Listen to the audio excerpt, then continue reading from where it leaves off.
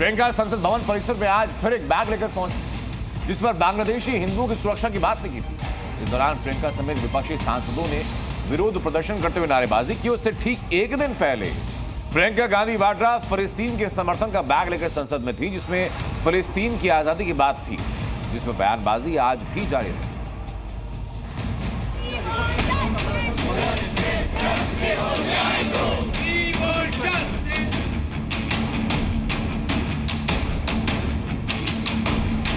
पहली बार संसद पहुंची प्रियंका गांधी का बैग के जरिए विरोध प्रदर्शन का नया अंदाज है। इसके जरिए वो न सिर्फ अपनी बात रखने की कोशिश कर रही हैं, बल्कि एनडीए सरकार का विरोध भी कर रही हैं। मोदी अडानी के बाद फिलिस्तीन का समर्थन और अब बांग्लादेश मुद्दे पर प्रियंका बैग के साथ नजर आई।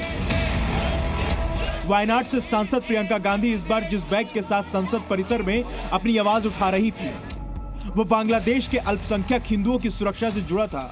इस बैग पर लिखा था बांग्लादेशी हिंदुओं और ईसाइयों के साथ खड़े हो। साथ ही बैग पर मुट्ठी बांधे हुए 2 हाथ और उड़ते हुए पक्षी बने थे। इस दौरान उनके साथ कांग्रेस समेत विपक्षी दलों के दूसरे सांसद भी मौजूद नजर आए। हालांकि एक दिन पहले प्रियंका गांधी फिलिस्तीन के समर्थन में भी बैग लेकर संसद पहुंची थी, जिस पर लिखा था फिलिस्तीन आजाद होगा। उस बैग पर फिलिस्तीन के प्रतीक चिन्ह भी बने हुए थे। लेकिन प्रियंका के इस फिलिस्तीन प्रेम पर विवाद गहरा गया है। बीजेपी ने इसे बहाना बताकर कांग्रेस के इतिहास पर निशाना साधा। तो कांग्रेस नेता फिलिस्तीन और बांग्लादेश के मुद्दे पर अपनी दलील पेश करते दिखे। वो इंदिरा गांधी की पोती है, जवाहरलाल की परनातनी है, तो वो कुछ भी कर सकती हैं।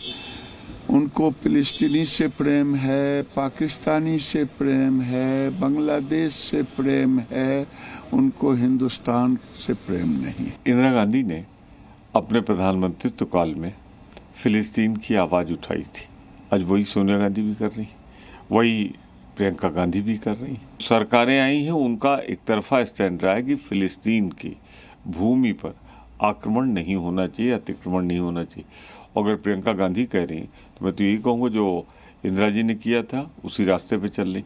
अब अगर फिलिस्तीन की आवाज़ उठाओ, यूक्रेन पे आपकी खामोशी, जहाँ तमाम भारतीय फंसे हैं, कायरता बुझदिलाना दिखाती।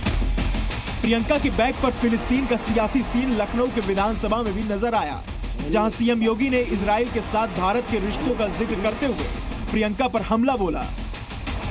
कांग्रेस की एक नेत्री संसद में फिलिस्तीन का बैग लेकर घूम रही थी और हम यूपी के नौजवानों को इजराइल भेज रहे हैं। वहां पर यूपी के अब तक लगभग 5,600 से अधिक नौजवान इजराइल गए हैं निर्माण कार्य करने के लिए, और हर नौजवान रहने का फ्री, खाने का फ्री और 1.5 लाख रुपए उसको वहां पे अतिरिक्त मिल रहे हैं और पूरी सुरक्षा की गारंटी भी है। सीएम योगी ने इजराइल के भारतीयों का जिक्र किया तो इस पर असउद्दीन ओवैसी ने पलटवार किया। ओवैसी ने सोशल मीडिया पोस्ट के जरिए इसे भारत सरकार की नाकामी बताते हुए लिखा कि ये बीजेपी की राज्य और केंद्र सरकार की नाकामी का ठोस सबूत है कि मजबूर गरीब लोगों को इजराइल जैसी जगह काम करने पर जाना पड़ रहा है। अगर यहाँ रोजगार के अवसर होते तो कोई इजराइल मजदूरी करने क्यों चाहता। योगी जितना चाहे उतनी इजराइल की भक्ति कर ले, लेकिन अभी भी भारत को सबसे ज्यादा रेमिटेंस अरब देशों से ही आता है। जाहिर है कि मुद्दा चाहे बांग्लादेश का हो या फिलिस्तीन का, सियासतदान अपने वोट बैंक को ध्यान में रखकर ही बात करते हैं। लेकिन प्रियंका के विरोध और समर्थन का जरिया बने बैग से वो अलग अंदाज में अपनी बात रखने की कोशिश कर रही हैं। अब देखना होगा कि आने वाले दिनों में प्रियंका के बैग से क्या क्या निकलता है। ब्यूरो रिपोर्ट, जी मीडिया।